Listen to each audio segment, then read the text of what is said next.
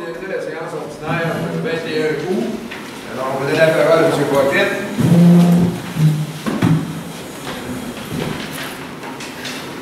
Nous, membres du Conseil municipal de Sainte-Christine-d'Auvergne, nous nous engageons à agir avec honnêteté et intégrité dans le respect des lois qui nous gouvernent et à prendre des décisions en toute impartialité pour les intérêts des citoyens et citoyennes de Sainte-Christine-d'Auvergne, tout en assurant une saine gestion de la municipalité et de son développement.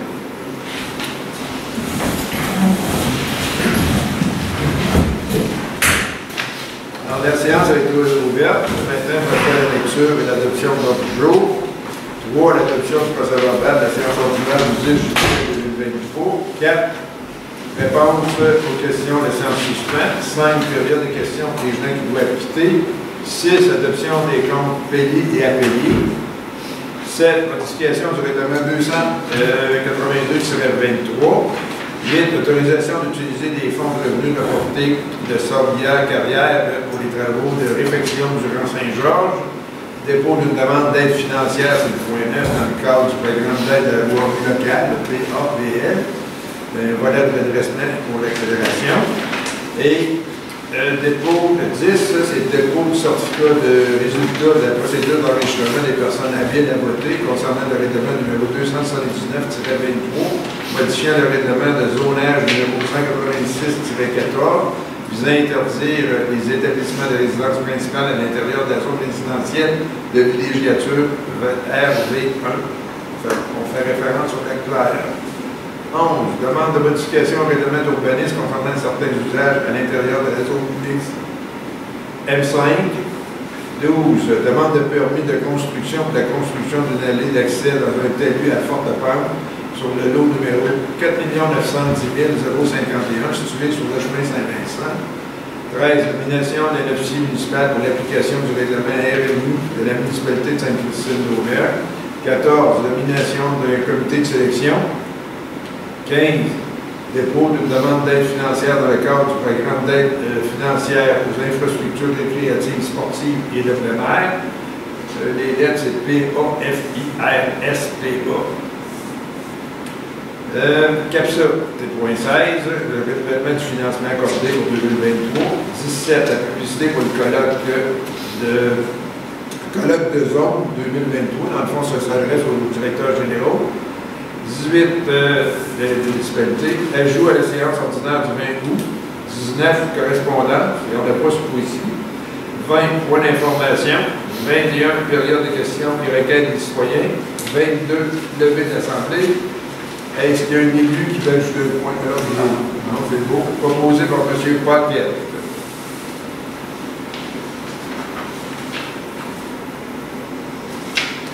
Adoption du procès verbal de la séance ordinaire du 10 juillet 2023. Considérant que les membres du Conseil ont reçu une copie du procès verbal de la séance mentionnée en titre dans les délais requis, la greffière trésorière est dispensée d'en faire la lecture.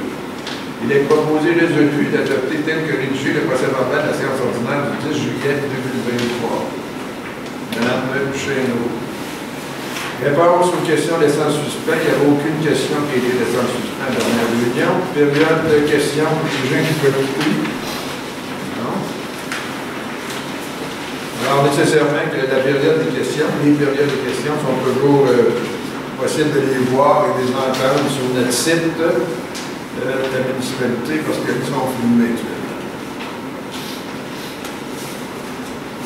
L'adoption des comptes payés et à payer est proposée et résolue d'autoriser le paiement des comptes selon la liste déposée et datée du 31 juillet 2023 au montant de 251 386,77 $ et des comptes déjà payés durant le mois de juillet 2023 au montant de 37 130 $ et 61 sous. Est-ce que quelqu'un a fait proposition? Monsieur Lépanier. Les documents, tous ces documents-là, sont en tout temps disponibles sur demande pour consultation. Maintenant, la modification de règlement numéro 282-23. Attendu qu'il est nécessaire d'amender le règlement 282-23 selon la recommandation du MAMH à la suite de certaines irrégularités qui ont été constatées. Attendu que la municipalité de Sainte-Christine-d'Auvergne va adopter lors de la séance du 10 juillet 2023 le règlement numéro 282-23 décrétant des dépenses en immobilisation pour des travaux de voirie et un emploi au montant de 4 500 000 sur une période de 30 ans. Attendu qu'aux articles 2 et 5, ainsi que dans le titre du règlement 282-23, il est mentionné que le terme de l'emprunt est de 30 ans, alors que la confirmation de la durée des travaux est de 25 ans. Par conséquent, il est proposé et résolu que le titre de règlement numéro 282-23 est remplacé par le suivant. Règlement numéro 282-23, décrétant des dépenses en immobilisation pour les travaux de voirie et un emprunt au montant de 4 500 000 sur une période de 25 ans, que le premier attendu du règlement numéro 282-23 qui approprie l'article 1063 faisant référence au règlement parapluie et que le montant maximal permis en parapluie est de 517 630 alors que l'emprunt décrété au règlement est de 4 500 000 y est retiré. Que le sixième attendu du règlement numéro 282-23 est remplacé par le suivant, attendu que l'article 1061, alinéa 4 du Code civil municipal, pas du Code civil, du Code municipal du Québec, stipule qu'un règlement d'emprunt n'est soumis qu'à l'approbation d'un ministre lorsque les conditions suivantes sont réunies. Le règlement a pour objet la réalisation des travaux de voirie, d'alimentation en eau potable ou de traitement des eaux usées, des travaux qui ont pour objet d'éliminer un risque pour la santé et la sécurité des personnes, des travaux nécessaires afin de respecter l'obligation prévue dans une loi ou un règlement, ainsi que toutes dépenses nécessaires. 2. Le remboursement de l'emprunt est assuré par les revenus généraux de la municipalité ou est entièrement supporté par les propriétaires d'immeubles de l'ensemble du territoire de la municipalité. Étant donné que la confirmation de la durée de vie des travaux est de 25 ans au lieu de 30 ans aux articles 2 et 5 ainsi que dans le titre du règlement numéro 282-23, que le terme de 30 ans modifié diminué à 25 ans.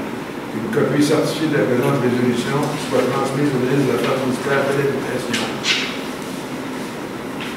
M. Trépanier. Alors, autorisation d'utiliser les fonds de revenus reportés de carrière et sauvegarde des travaux de réfection dans le Grand Saint-Georges. Ça va être sur le Grand Saint-Georges. Considérant que dans la planification des travaux d'entretien des routes 2023, il est convenu de procéder à la réflexion des différentes sections du Grand Saint-Georges, les travaux, dont les travaux sont estimés à 56 372 $ et 34 sous. Considérant que la municipalité a reçu une subvention de 20 000 $ du PPA-CE pour la réfection du Grand Saint-Georges et qu'une balance de 36 372 $ et 34 sous est nécessaire pour la réalisation des travaux. Considérant que la Grand Saint-Georges est une route admissible pour les fonds de revenus reportés des carrières extraordinaires, il est proposé et résolu que les membres du Conseil autorisent à piger à même le fonds de revenus reportés de carrières extraordinaires pour un montant maximal de 36 372 $ et 34 sous, plus les taxes applicables. Alors, Mme Duchesneau, dépôt d'une demande d'aide financière dans le cadre du programme d'aide à la voirie locale, le PAPL, volet redressement et accélération. Attendu que la municipalité de Sainte-Christine-d'Auvergne a pris connaissance des modalités d'application des volets redressement et accélération du programme d'aide à la voirie locale, le PAPL, il s'engage à les respecter. Attendu que les interventions visées dans la demande d'aide financière concernent des routes locales de niveau 1 et 2, et que, le cas échéant, celles visant le volet redressement sont prévues à la planification quinquennale ou triennale du plan d'intervention. Madame a obtenu un avis favorable du ministère des Transports. Attendu que les travaux réalisés après la date figurant sur la lettre d'annonce sont admissibles à une aide financière, attendu que la municipalité de Sainte-Christine-d'Auvergne s'engage à obtenir le financement nécessaire à la réalisation de l'ensemble du projet, incluant de la part du ministère, attendu que la chargée du projet, de la municipalité, Mme Julie Bédard, représente cette dernière auprès du ministère dans le cadre de ce dossier, attendu que la municipalité choisit d'établir la source de calcul d'aide financière selon l'option et de l'estimation détaillée du coût des travaux. Pour ces motifs, il est proposé et résolu.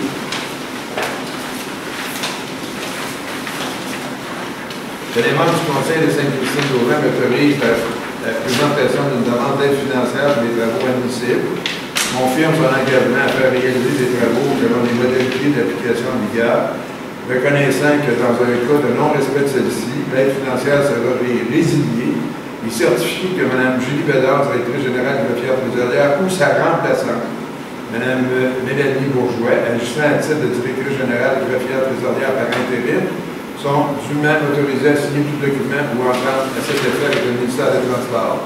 M. Leclerc. Dépôt du certificat de résultat de la procédure d'enregistrement des personnes à voter concernant le règlement numéro 279-23, modifiant le règlement zonage numéro 186-14, visant à interdire les établissements de résidence principale à l'intérieur de la zone résidentielle de villégiature RD1 concernant le Leclerc.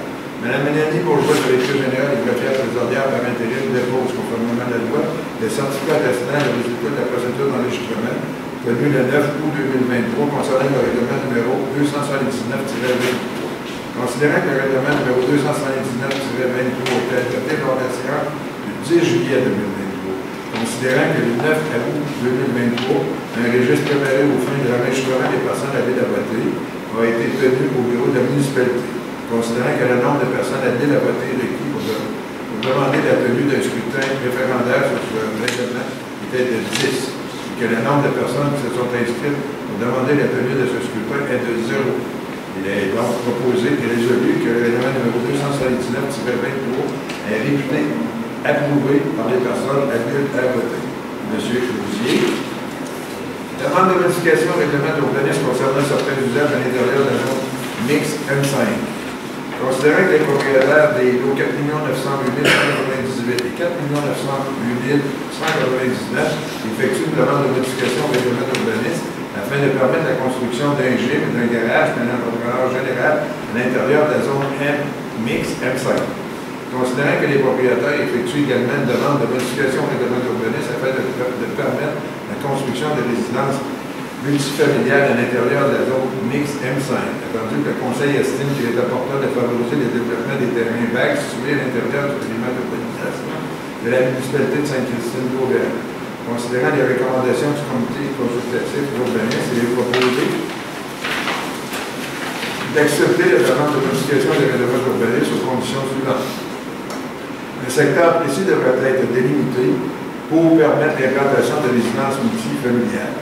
Les promoteurs devront prévoir des espaces verts, des locataires, des résidences multifamiliales, des cours aménagés et accessibles à tous les locataires.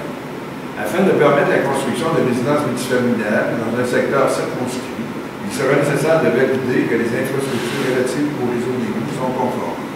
Le promoteur devra s'engager à effectuer une étude hydrogéologique dans le but de s'assurer que la qualité et la quantité d'eau souterraine seront adéquates pour desservir l'ensemble des propriétés projetées, dont notamment les résidences multifamiliales. La procédure de modification des règlements d'urbanisme pourra être réalisée une fois que les permis de lotissement seront émis. Le paiement des frais applicables de 300 $ pour la procédure de modification des règlements d'urbanisme devra être effectué par les demandeurs avant que la municipalité entame la procédure. Le Conseil se réserve le droit en tout temps de mettre un terme à la procédure. Monsieur Ouellet. Demande de permis de construction pour la construction d'une allée d'accès sur une allée à forte pente sur le numéro 4 910 051, situé sur le chemin de Saint-Vincent. Considérant que le propriétaire de l'immeuble mentionné en titre effectue une demande de permis pour la construction d'une allée d'accès au terrain qui serait situé dans une allée à forte pente. Considérant qu'une expertise géotechnique portant le numéro de rapport 4 de 43 918-1RX, réalisé et signé par Gilles Larouche, ingénieur, pour la construction d'une allée d'accès et répondant aux exigences du tableau 17-2 du règlement de zonage portant le numéro 186-14 a été déposé par le demandeur. Considérant que la procédure prescrite à la section 17.4 du règlement de zonage a été suivie, considérant les recommandations du comité consultatif d'urbanisme, il est proposé d'autoriser la délivrance de permis de construction par l'inspecteur en bâtiment en spécifiant que les propriétaires devraient s'engager à respecter en totalité les recommandations et suggestions formulées à l'intérieur de l'expertise géotechnique portant le numéro de rapport 43 918-1FX. Les travaux devront notamment être réalisés sous la supervision d'un ingénieur d'expérience dans le domaine. D'exiger au propriétaire de fournir un rapport ou une attestation signée par l'ingénieur responsable de la surveillance des travaux et confirmant que les travaux sont conformes aux différentes normes applicables, ainsi qu'aux recommandations formulées dans l'expertise géotechnique. Le rapport ou l'attestation devra confirmer que les travaux réalisés n'agiront pas comme facteur. Comme facteur déclenchant, en déstabilisant le site ainsi que les terrains adjacents, que l'intervention vis-à-vis l'utilisation subséquente ne constitueront pas des facteurs aggravants en diminuant indûment le coefficient de sécurité qui y sont associés. D'exiger au propriétaire que les travaux soient également supervisés et approuvés par un professionnel compétent de la CAPSA, considérant que le terrain visé par les travaux est situé en bordure du lac Simon et qu'il comporte certaines particularités relatives à l'équipement des eaux de surface. Monsieur Lausier. Nomination d'un officier municipal pour l'application du règlement RMU de la municipalité de Sainte-Christine-de-Beauvert, considérant que le Conseil peut désigner une personne par résolution des faits d'application du règlement RMU. Il a proposé résolu que les membres du Conseil procèdent à la nomination de M. Patrick Vinet, à titre d'officier municipal chargé de l'application du règlement RMU de la municipalité de Sainte-Christine-de-Beauvert. M. Paquet. Nomination d'un comité de sélection. Considérant qu'un appel d'offres par pondération a été publié sur le site SAO, portant le titre SCA-23-03, service professionnel en ingénierie, préparation de plans et devis pour un projet de développement résidentiel, ouverture de rue et prolongement des réseaux d'eau. Considérant que pour procéder à l'évaluation des soumissions, le conseil municipal doit former un comité de sélection d'au moins 3 membres complètement indépendants du conseil municipal. Il est donc proposé résolu que le conseil municipal de la municipalité de Sainte-Christine-de-Beauvert nomme pour former le comité de sélection les personnes suivantes. Mme Laurence Bouchard, qui fait partie de la FQL. M. Patrick Vinet. M. Richard Tram, qui sont 2 citoyens de Sainte-Christine-de-Beauvert, et Mme Mélanie Bourgeois, agissant comme secrétaire du comité. Alors, Mme Poutchen. Déposer une demande d'aide financière dans le cadre du programme d'aide financière aux infrastructures récréatives. On fait référence au PAFIRS, un acronyme. D'autoriser les responsables des loisirs et tourisme de déposer une demande d'aide financière auprès du programme d'aide financière aux infrastructures récréatives sportives et éphémères, en prévision de mise aux normes et réaménagement de la piscine municipale et l'aménagement des rues de bout.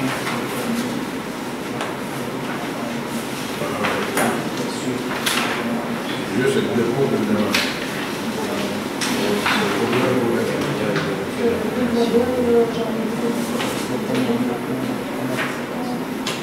Je voudrais avoir quelqu'un à la proposition. M. Ouellet, c'est beau.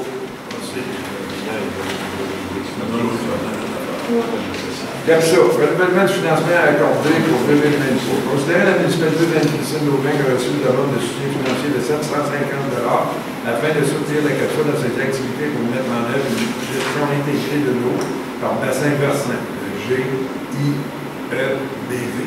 des cours d'eau qui traversent la municipalité. Considérant que le financement demandé est déterminé selon la proportion de la population et de la superficie de la municipalité dans les zones d'intervention de la CAPSA. Considérant que la CAPSA offre à la municipalité, les employés, les élus, les associations, les jeunes et à la population de son territoire de demander des conseils verbaux aux experts de la CAPSA concernant les dossiers sur l'eau et les écosystèmes.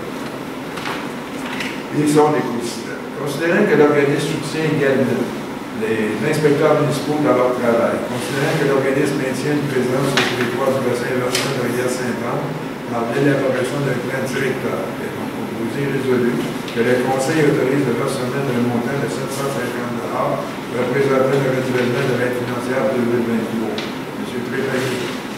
Publicité concernant le programme de colloque de la zone 2023. Considérant que la municipalité de Sainte-Christine-de-Beauvert a reçu une demande de partenariat de la part de la zone 15, la capitale de l'Association des directeurs généraux du Québec, le BNP.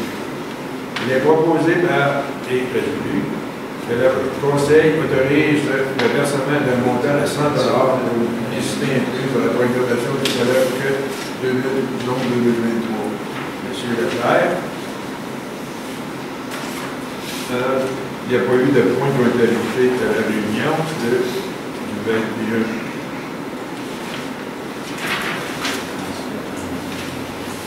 Alors maintenant, on va passer, il n'y a pas de correspondance non plus. Alors, on va passer au point d'information. On va donner la parole à M.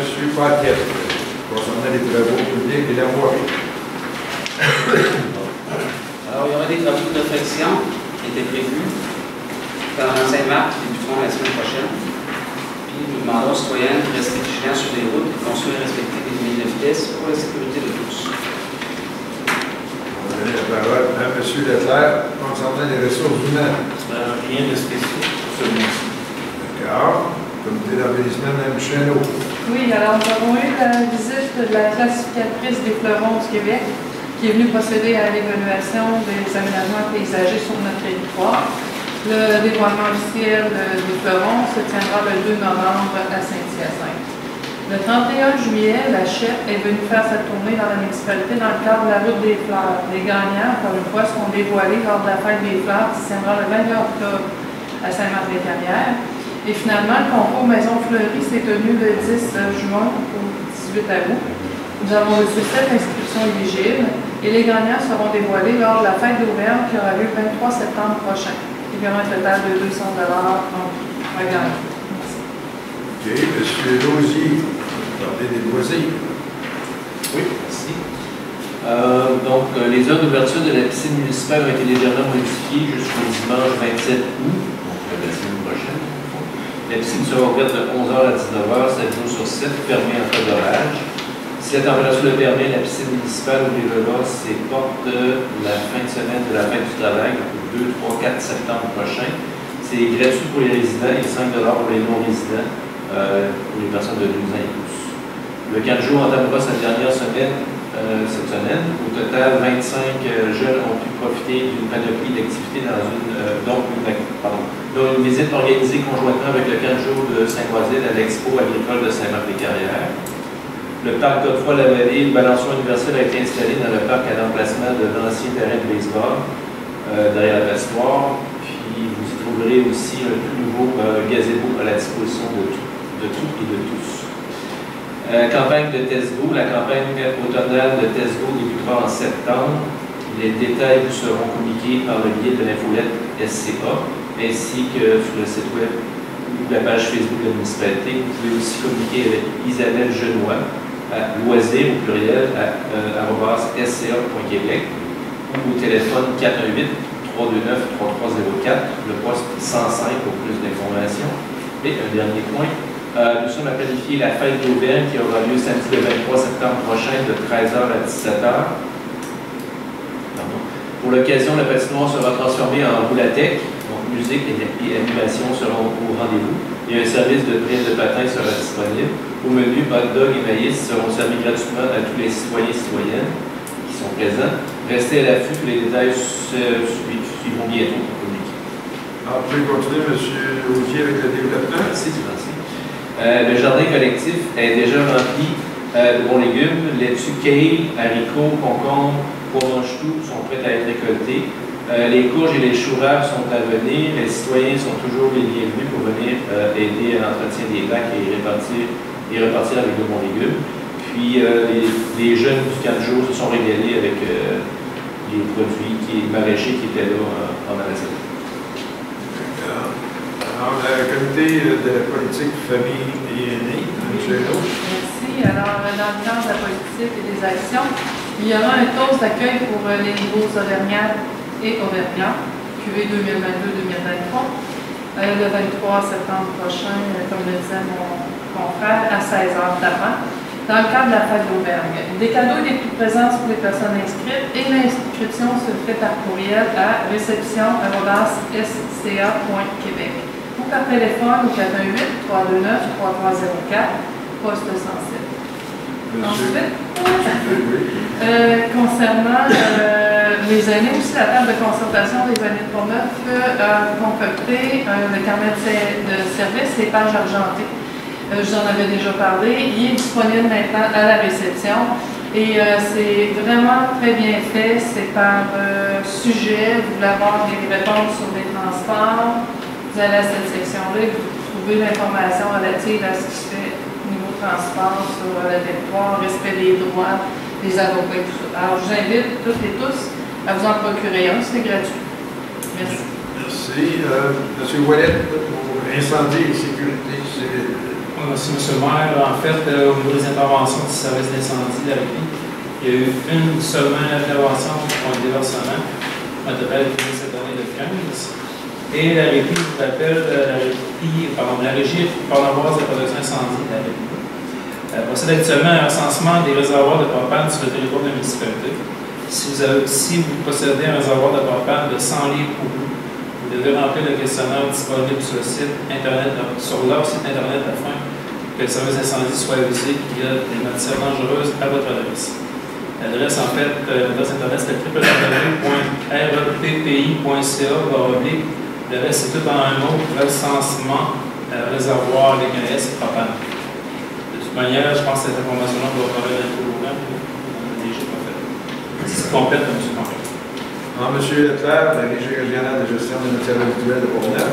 Alors, rapidement, en fait, il n'y a pas grand-chose, seulement peut-être rappeler que sur le site de la régie.ca, il y a des postes présentement, des postes d'opérateurs journaliers, postes de mécaniciens, un poste de mécanicien saisonnier, un poste de commis comptable, des postes aussi de trieurs valoristes, ceux et celles qui trient les matières. Donc, juste à rappeler que la régie aussi recherche des gens, donc des postes ouverts. D'accord. Merci, M. Leclerc. Alors, tous les points d'information peuvent être vus et entendus sur l'enregistrement, comme je vous le disais tout à l'heure. Alors, maintenant, la période des questions pour les citoyens. Alors, la parole est à vous. On a quelques questions pour le point 12. S'il vous plaît, vous levez, vous donnez votre nom. Bonjour, Jean-Nicolas Podvin-Côté. On vient poser une question sur le point 12.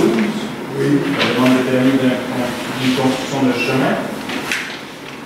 On veut savoir à la fin des travaux ce que le conseil va attendre de l'ingénieur. Est-ce qu'on s'attend à ce qu'il fasse une lettre certifiant que les travaux ont été effectués de façon sécuritaire pour aucun danger pour C'est en plein ça. Dans le fond, il confirme ce qu'il a vu, puis en fait tout. Parfait. Merci. L'autre chose, on voulait sonder le conseil, je ne sais pas si on peut faire ça, savoir s'il y a une ouverture plus tard pour un changement de zonage pour le lot en question. Je sais, c'est une ouverture. Tant qu'on ne l'a pas étudié, je ne peux pas vous donner la réponse. C'est les 6 conseillers qui prennent la décision. À ce moment-là, nous, on fait une demande. C'est ça. Vous parlez à Marilyn qui est notre urbaniste ici. Vous lui parlez à elle. Déjà, elle va vous dire si c'est possible ou pas, parce qu'elle est déjà au courant de toute la réglementation. Après ça, s'il y a une façon de faire, elle va vous montrer comment faire. Elle va vous guider la plaine. Et à ce moment-là, si c'est une demande en rapport avec l'urbanisme, on a un comité d'urbanisme qui est composé de 3 citoyens et 2 élus qui fait une recommandation au conseil. Puis après ça, le conseil statue. Normalement, il suit les recommandations du CCI. Ça va? D'autres questions?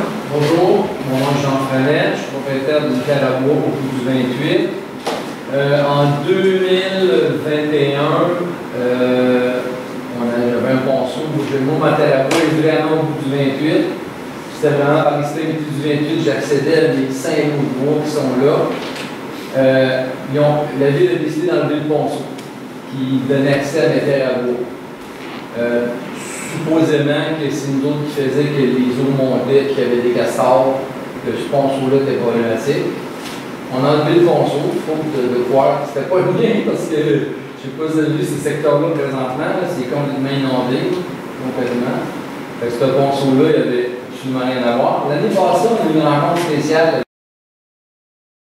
avec le maire, puis Madame Bédard, justement, tous les propriétaires des routes du 28. Moi, ma demande que j'avais faite à ce moment-là, c'est que j'ai plus accès à mes terres à bois. Les 5 lots qui sont là, j'ai plus d'accès présentement parce que le chemin que j'avais dans la ville de François a été détruit. Moi, j'avais demandé, parce que je voulais refaire le pont, ce pont-là, je voulais faire le terre à mes frais. On s'est aperçu que ça appartenait à la municipalité, la terre. Ce lot-là qui continue au bout du 28, le chemin arrête, mais il y a comme une tranche là, dans le chemin qui continue beaucoup plus bas.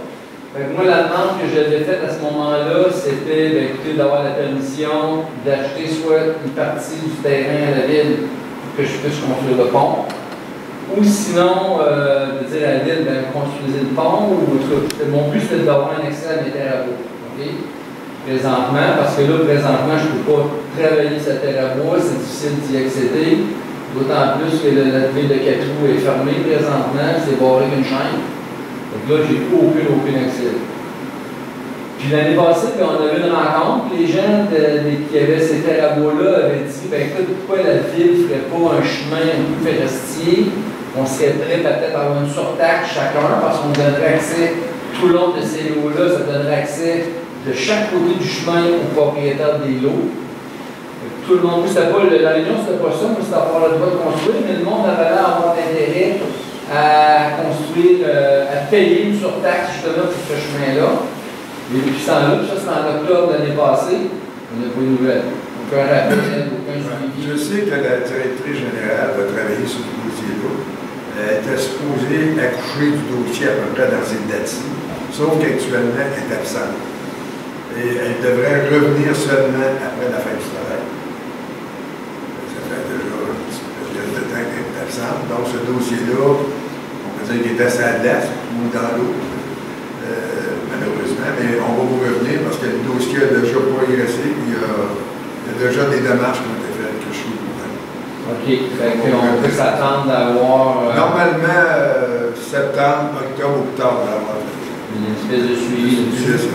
Y avait-tu ça à voir quelque chose? Je sais qu'on a regardé, nous, la municipalité, à partir de la DG, elle a parlé à beaucoup de monde pour essayer de savoir de quelle façon ça pourrait être réalisé, puis, etc. Là. Et vous n'êtes pas le premier. Déjà, il y a d'autres personnes qui sont nos conseils pour nous poser la même question. Mais ça va finir par accoucher. Malheureusement, ça a pris du temps pour rien. Je pense que chacun serait prêt à payer une taxe pour ça. Oui, je veux dire, ça me fait penser à quelqu'un qui décide de construire sa maison. Je veux me construire une maison. Tout le monde lui dit, je vais aller t'aider, sauf que la journée que ça commence, c'est pas ça. C'est pour ça qu'on va... Non, mais nécessairement que si c'est le cas, il faut faire une espèce de... On va sonder tout le monde, puis c'est sujet à un référendum, comme vous avez vu pour le Leclerc, c'est pas ça qu'on vient de dire, il y a des étapes à franchir. OK. Du moins, moi, le chemin, dans le fond, c'est juste un accès à mes terres à bois. Oui. Présentement, je suis enclavé, puis là, c'est pas le chemin qu'on avait, c'est illégal d'être enclavé. Fait que là, moi, je suis pas moi qui nécessite d'équipement de chemin, là, dans le fond, c'est juste d'acheter une partie de terrain, que je puisse payer le pont, puis le faire dans mes frais, là, mais au moins que je sois sur un terrain qui m'appartient. C'est ça. Bon, je vais attendre les nouvelles. Parfait. Merci. D'autres questions? Quelqu'un propose d'aller à l'Assemblée? Monsieur Paquet. Bonne soirée.